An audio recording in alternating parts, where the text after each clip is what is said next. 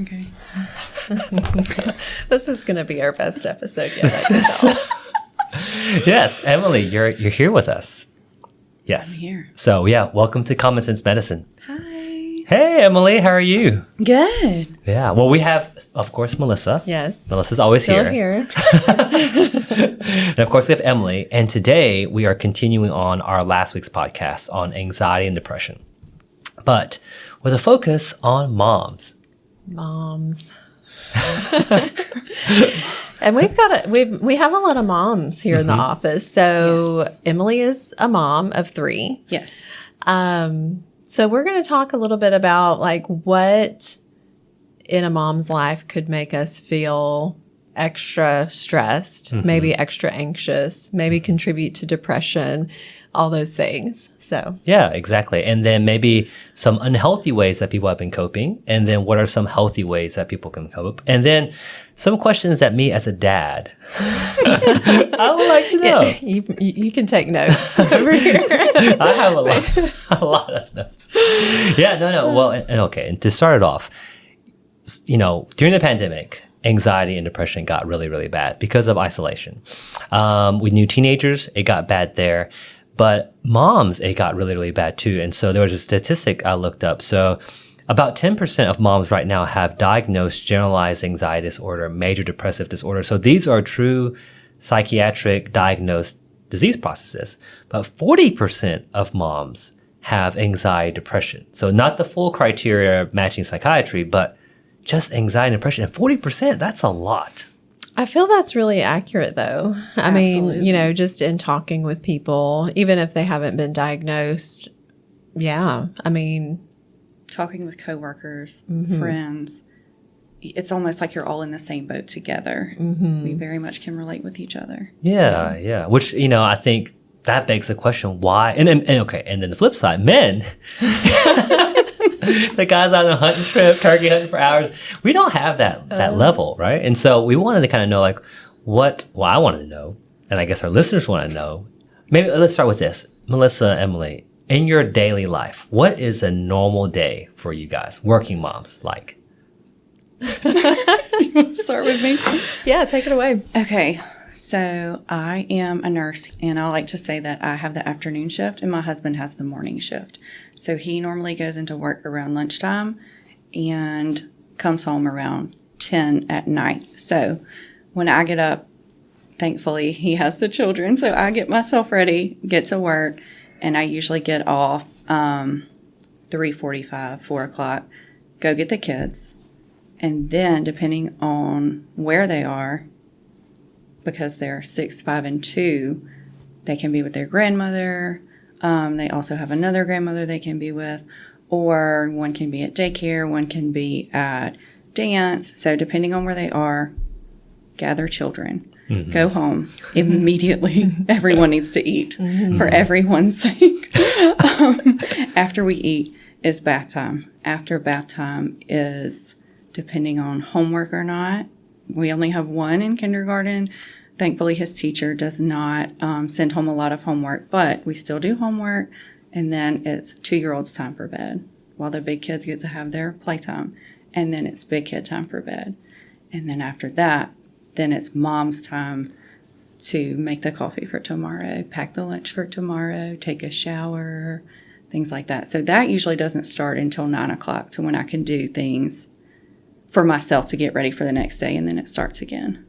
And that doesn't include laundry, dishwasher, cleaning, mopping. Yeah, the stuff that we do in between. Mm-hmm. Yeah. Mine, I think is pretty similar. I get up super early to try to get ahead of the game, I guess, a little bit, because I try to get workout done first thing, but then try to have myself together a little bit, like already showered before the kids start rising, because if they rise before I'm done with like my shower and stuff, I'm already behind. So then getting kids ready, getting their lunches in their backpack, all that. I usually pack the night before, but then, putting them in there, making sure they've got their water bottle, their snack for school, their forms signed, all their binders back in their backpack, all that.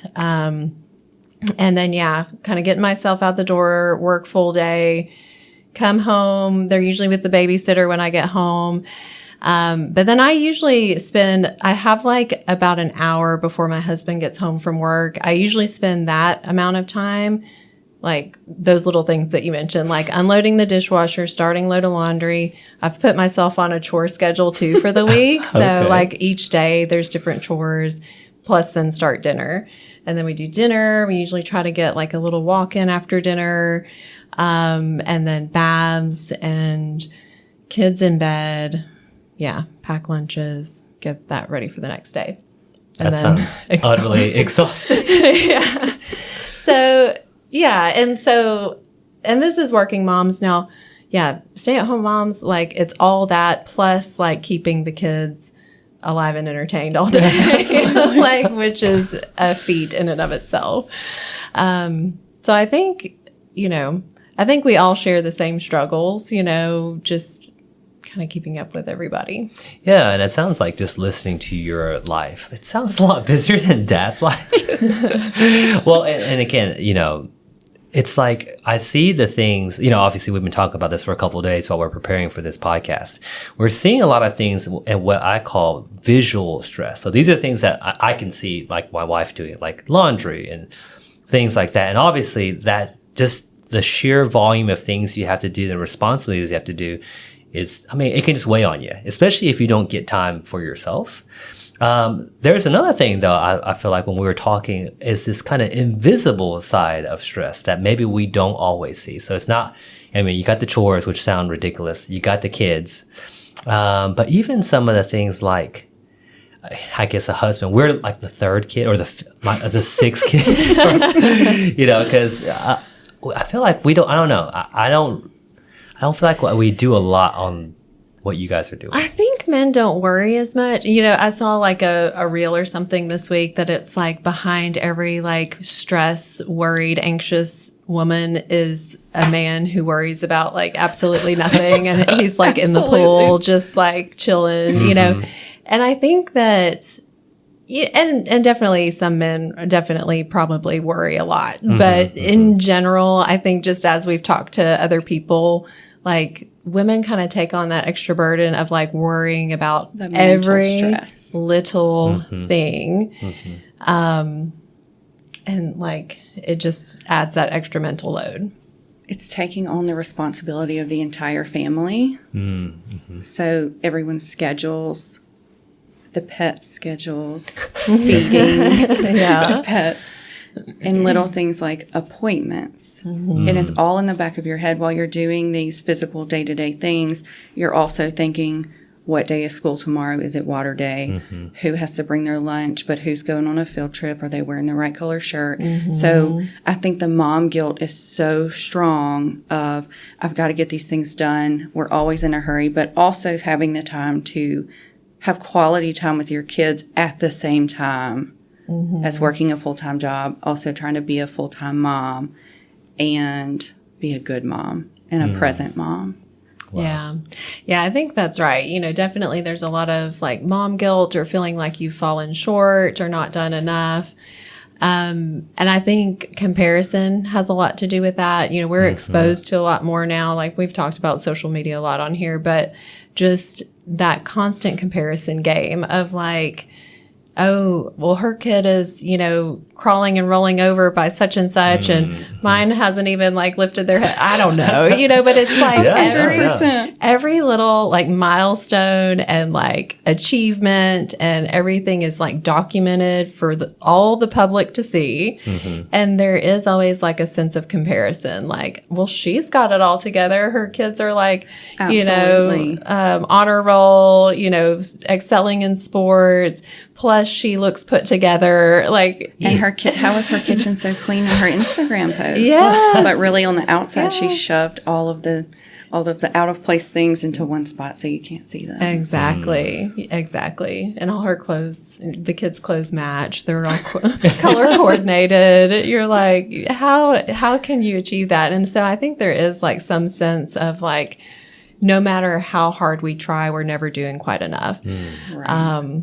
And even with, working moms feeling like their obligations at work, almost have to take like front and center before their kids. So you're supposed to work like you don't have kids and parent like you don't have a job. So, you know, saying like my kid is sick and I have to go pick them up from school is like, you know, you feel guilty because of that. It's hard. But then like you're also, you know, having to send the kids to like a grandparent or a babysitter or something when they're sick. And you're like, I should be at home with this fever baby, you know, cuddling them, being the one there for them. But I've got a job to do and I've already taken off too many days, you know, for sick kids this month or whatever. It's just like a constant back and forth. Absolutely. And then you add multiple children and you're just waiting for the next time bomb. So this one has a fever this week. Oh, what if this one gets it next week, but then we have vacation, but maybe we shouldn't go because what if I don't have enough PTO? And then it all comes full circle, but it's all very invisible stress. And you don't talk about it. You try to just hold it in and keep going. But then we all know that it comes out. Yeah. It's usually when they come in here comes crying to to a Dr. head. Chin, like, Yes, I usually get the pat or the hug. But no, I mean, you're exactly. These are things that I feel like, and maybe it's the way guys are wired. Like things like that. Like I would never, like if a kid is sick, it's almost like in my mind, it's like, wife's got it. You know, mom's got it. You know, I'm good. I got to go to work. And it's true, you know, in our brains, like, well, you know, we go to work, we provide. And so mom's got to take care of everything else, except you're right. In this day and age, a lot of moms work. So like you said, on one aspect, we've got patients that need you, Melissa, and patients that need you, Emily, and they need you because they're sick. But then at the flip side, you have a kid that's sick. And I think this where I heard you guys say mom guilt. That is something that is really interesting because, right, there are things like guys, if we went on a turkey hunting trip, which I know I think we're still in turkey season. I mean, they'll be gone. I mean, guys will be gone 5 hours, 6 hours, come back home guilt-free. Like, so how are you doing? I will never understand how to do that. Yeah. Just to not really feel bothered. It's just something that, we don't experience. There are very few times where I've been by myself in my home and it's quiet, where I have to make myself sit down and do nothing. But the whole time I'm doing that nothing, I'm thinking about things I should be doing because it's the perfect time because my kids aren't there. And it's true. It's a true mental battle of you need to relax, you need to take time for yourself, but also think of how many loads of clothes you could get done in these few hours. It's a ridiculous battle, but it's a daily mental battle. Yeah. And I think the other thing too, there was an article up, I think it was just earlier this week that said, you know, even, women who are the breadwinner of the family, still carry more than 50% of the household duties, which I think that's probably a pretty safe estimate. It's probably even higher percentage of those if I had to guess. No, but, and, you know, I'm not sure. And I know a lot of men do a lot around the house. Absolutely. And we could not survive without them. But I do think just those like underlying things that we worry about all the time, those unseen things, you know, definitely can like add that extra burden, you know, whether we're working in or out of the house. You know, I think a lot of that still often falls like in our brains as extra things to worry about. Goodness gracious. The first thing that comes to mind when you say that is family pictures. I think every mom can agree that is one of the most stressful days of our lives, multiple times a year. And you know dad doesn't care or have an outfit picked out, but mom has the outfit, the socks, the shoes, the hair bows, and what dad has to wear in mind months before those pictures. When dad doesn't even know the pictures exist or that they will be taken on a certain day. I usually warn in advance though. I'm like, we have family pictures in 3 months. So I just need you to like mentally prepare because we all know that it's like a dad's favorite. It's so true. Well, no, it's true. And like I say, I think the women, like if we do family pictures, I can see Jen's in, you know, the bathroom, she's getting ready and I'm just like like walk in the car, like, where's mom at? But it's interesting because like even then, like sometimes we always make this joke, like the kids and I are in the car first and mom is behind, but she's like making sure the lights are off, making sure, that everything is okay, making sure, there's things that go through mom's brain just to leave the house that never go through dad's brain. And it's just, like I said, it's good because in one way, maybe the guy can tell the mom, like, hey, it's okay, we're okay. The flip side is probably the guy should pay a little bit more attention to those things because, oftentimes like I said, we get a lot of wives coming in here talking to us. And oftentimes a lot of, maybe fights between couples is this issue of not communicating these needs. And like, I think it was you, Emily, they were saying like, sometimes you'll see the dishes need to be done, or maybe it was Melissa, and you'll be doing them. And the guy comes like, hey, what you doing? You're like, dishes. And they're like, you some help? And they're like, no, I got it. Like, and the guy's like, okay, whatever. See you later. And they sit on the couch. Like, read the room. Yeah, just read the room. Yeah. Well, and I think, so, oftentimes, and I think the reason we're talking about this is these stressors actually can present physically a lot. I think most women that come to see me, sometimes they come with anxiety and depression symptoms, but a lot of times it's fatigue, right? It is an intention to focus. It is, I have no drive. I don't feel like, oftentimes they'll say things like, because of this fatigue, I don't feel like I'm a good mom. I don't feel like I'm a good wife. I don't feel like I'm a good coworker. And we start drawing, they're looking for hormones. They're looking for something. And hormones may play a role. I've never really found that a lot of times. Most of the time, it's this maybe hidden, the stress that we see, but the hidden stress, the mom guilt that really starts to manifest itself physically. Yeah. And we've heard patients say, like, I feel like I should be enjoying this phase more than I am. And I think that adds to the guilt. Our kids are only little once, but if we're like wishing the days away just because we're barely surviving, like that makes you feel guilty. And then you're like mourning those little baby years because they're gone in a blink of an eye. And it's like, wow, I should have enjoyed that more instead of stressed the whole time. Yeah. It makes me think about people who struggle with infertility. And once they have the baby and then they have the hard days and they have the hard nights, they almost can't voice their frustrations because they're so appreciative, but also they're tired. And then they go through the normal everyday things and they want to say, I'm so tired, I can't do this. But they appreciate that they have the baby and then they have the multiple babies, but you can't, it almost is the mom guilt part of, I can't complain about it because this is what I've always wanted. And they're only going to be this small once. I have 18 years and then they're off to college. So I think mom guilt comes into that as well. Yeah. Yeah. Well, and I guess continuing to segue in this, I think this ends up triggering a lot of really bad coping mechanisms. One, and oftentimes, a lot of moms, they joke about it, but alcohol and wine, I mean, we've really seen a big uptick in that. And usually, mom's like, oh, I just can't wait to get home to get a glass of wine. Ha ha ha ha. And then my mom like, ha ha ha, are you okay? Like, is this a problem? Or like fixing up their tumbler before, the baseball, the kids' baseball practice or whatever, like jokingly, but it's like, is it a joke or is it a problem? If you're using it just to kind of bring those nerves down a notch, that may be a sign that, we're physically struggling, as well as just like that regular mental load. Yeah. And I think also then moms sometimes will find ways to escape, and so one thing that we'll see is a lot of moms will end up getting lost on social media. Like we talked about, just you know what, we'll just go on Instagram, we'll go on Twitter, we'll kind of get absorbed in that because that's kind of my way to be away. But then that leads to them posting questions on social media, which, we as human beings, we were designed to take input, right? We used to be in little tribes, and we were designed to take inputs from 10 people we know closely. We were never designed to take input from 10,000 people we don't know at all. And you know what? Sometimes Jen will show me things on like Madison Mom, and it's very like, strong opinions. Yeah. And it's very like fighty, like, like for example, like breastfeeding. Mom will go on there. I have a hard time breastfeeding. One mom would be like, how dare you not breastfeed? And the other side would be like, how dare you formula feed? You should formula feed. And it's just like, and you're like, wow. And the mom's trying to absorb all this.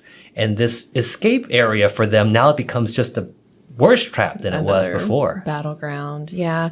And I think that's something to recognize too, really kind of refocus on who you know well and who really matters, like whose opinion really does matter. And if you're struggling to find the answer to something, and feel the need to post it for 10,000 opinions, I don't know if that's usually the healthiest way to get information. Yeah. If you want to just know, who a good local dentist is, you can get lots of input from your area and things like that. But asking what you should do in the middle of your divorce or something. I don't know.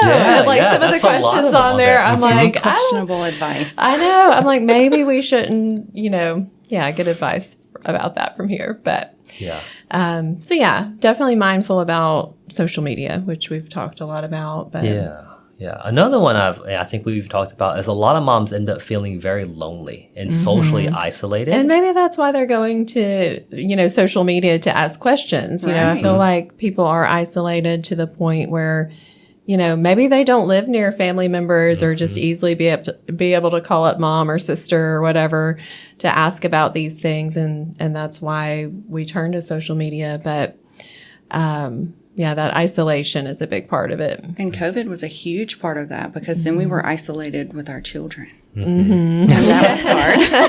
Yes. Yeah, just lock everybody in the house with their kids. Yes. And Bad that's idea. hard. And then even when we came out of COVID, everyone kind of used that differently. So some people are comfortable going to the park, but some people are only comfortable going to a small birthday party.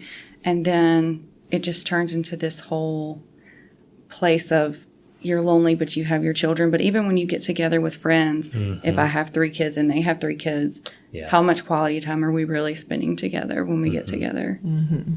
Yeah. That's that. And those are things and I've seen where it's just playing out. So, cause I'll tell Jen, go, get a massage, go for an hour.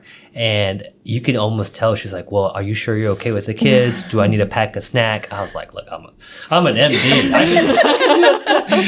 But there's things that go through her mind. Whereas me, I'm like, bye, honey. See you. Love you. Bye. And then even as soon as they're done, they're like, I need to get home as fast as I can. Mm-hmm. And even though you're like, no, go to Starbucks, get something, but it's something that's wired, I think, in mom, which is tough. And I think that kind of, segues into okay, so what can we do? Let's be okay with having some time for yourself. Yes. Whether that is once a week, or building some time into your everyday. I know that's why I retrained myself to get up early, because that is my only quiet time, you know, and I'm not one who will eisily stay up late after the kids. Some people use that as their alone, revenge time, but I'm too tired. so I go to bed right after the kids. So I have to just make myself get up earlier, have my time. Not feel bad about it. Or if I do want to go out for a walk on the weekend, if the kids aren't coming, it's fine. I'll be back in 30 minutes and it's okay. I'm going to put in my headphones, listen to a podcast or whatever. And that's guilt-free time. And I think moms need to get back to that or find it to begin with. Yeah. A mani-pedi once a month. There you go. Can do wonders for mental health. Yeah, exactly. And like you said, not feel guilty about it is a key, because it's kind of like those airplane commercials, until you put your mask on, you really can't put your mask on your kid. But oftentimes it's easy for moms to be a good mom, be wife. They're I got to put everybody else first, but then they're struggling. And then of course everything starts unraveling and people are on edge. People are yelling at each other a lot of time. And that just really affects the environment. So like you said, taking care of yourself, whether it's personal time, whether it's time with friends, going out with adult girlfriends, it's good, and taking care of those relationships that maybe, like you said on our last week's podcast, became so virtual that we had a false sense of how deep our relationships are. But kind of rekindling those things are really important. I think we talked about not trying to keep up with the Joneses. Yeah, that's a big one. And that kind of, that comes into that comparison, how are their kids dressing? What bag is she carrying? How much Botox does she have? All these things, that we see all over social media and in our, social lives and things like that, and constantly feel the need to kind of keep up with that, I think you're going to leave a lot of pressure off yourself if you can just, find what works for you, say no to the rest, and kind of let it go.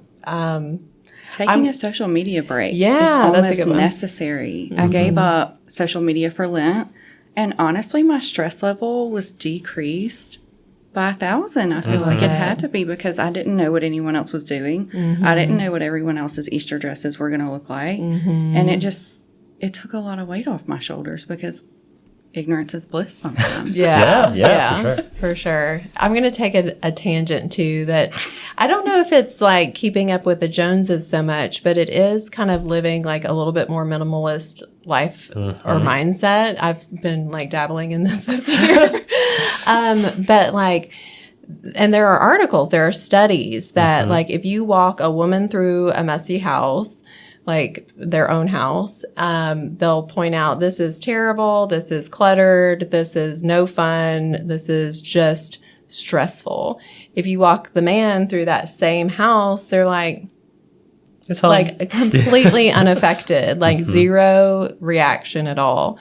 But clutter affects women in different ways and can increase anxiety.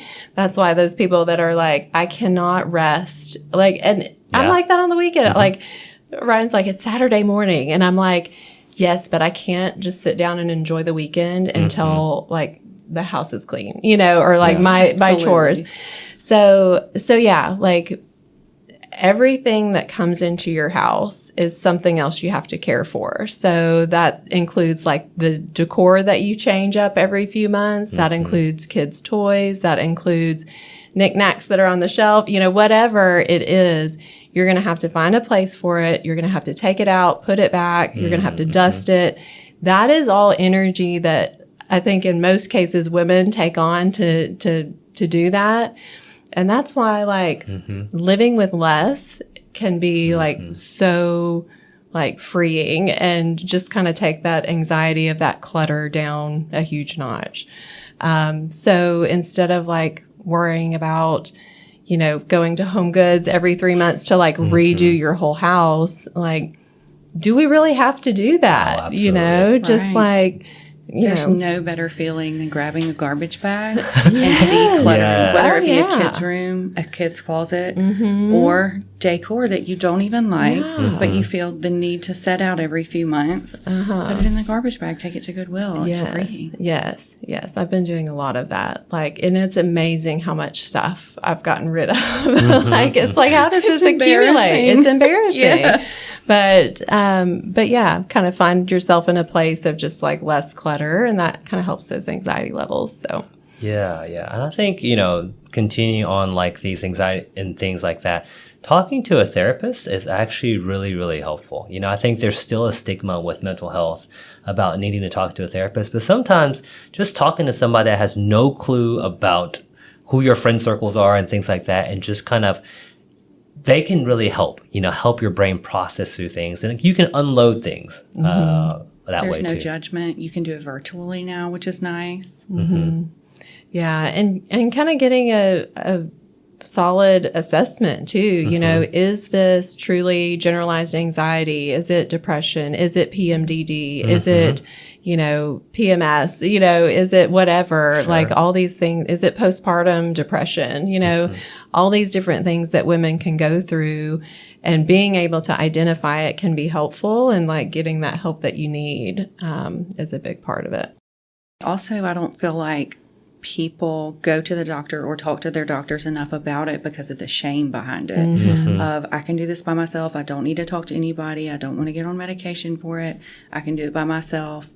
But really, if you talk to a therapist, if you talk to a doctor, there are so many ways to get help. And I don't think you should feel bad for that. Yeah, I think that could be like one of our top takeaway points, like ask for help. We joke about like, read the room, whatever, but like ask your partner, ask your mom, ask your doctor. Like nobody's going to be able to read your mind. You can be like rage Yeah. cleaning and stomping your feet, but the other person in the room will still not know what you need Like, unless "What's you wrong with ask you?" for it. Yeah. Mama's not happy. Nobody's happy. So you actually have to say like, hey, can you grab the vacuum and take care of this room or whatever, because not everybody reads the room, and just asking for help when you need it is better than, just kind of carrying all that burden yourself. Yeah. Well, okay. So perfect. I mean, I've learned a lot. We'll wrap this up. Just one question for you guys. As a dad, and for your husbands and their dad, dad, plural, is there one thing that you could tell them that they could do to help you guys the most? So we'll start with you, Melissa. One thing that you want to tell them that if they just whether it's pay attention, whether it's just help out without being asked, something that you feel like would really help you. Yeah. I think that is a big part of it. Yeah. Just kind of like, if you see something that needs to be done, Try to anticipate the need. Yeah. Which, I think everybody does their part, but sometimes it's those little things that we just don't realize that, you need that extra help with. So sometimes verbalizing that is necessary. But if there are little things around that has to be done on a regular basis, just like chip in. Okay. It's great. Emily. I would have to say maybe try to answer the question before you ask it. Oh, yeah, that's a good one. Or look before you ask where it is. Yes. That is very true. It's a small thing, but when you have 3 children asking you questions, and then you have the pets who need this and that, and then when the husband comes in and says things like, "Where's my wallet?" Try to answer the question before you ask it. That's good. Yeah. Yeah. It's almost like husbands, just be a little bit more independent. You said it. That's right. That's true. Yeah, we don't need, right. There's things that we can do on our own before we ask wives to help, because listening to this podcast, I learned, there's so many things going through you guys' mind that to me didn't even cross my mind. And oftentimes that's why guys were like, why are you so angry all the time? Why are you yelling? Why am I in trouble? But like I said, there's things like that. And if you see the floor is dirty, it's okay for the dad to be like, I'll just grab a vacuum and just vacuum this thing up. It's no harm, no foul. Yeah. Yeah. Well, I appreciate you, Melissa, Emily. You guys are fantastic. Obviously, we work together. I appreciate you guys. I know you guys are fantastic moms. So, and thanks, Emily, for jumping on. Yeah, it was fun. It was fun. Yeah. So, any other final thoughts you guys have? I don't think so. Yeah. Okay. Well, thanks for your time, both of you guys. All right. Thanks. Thank you.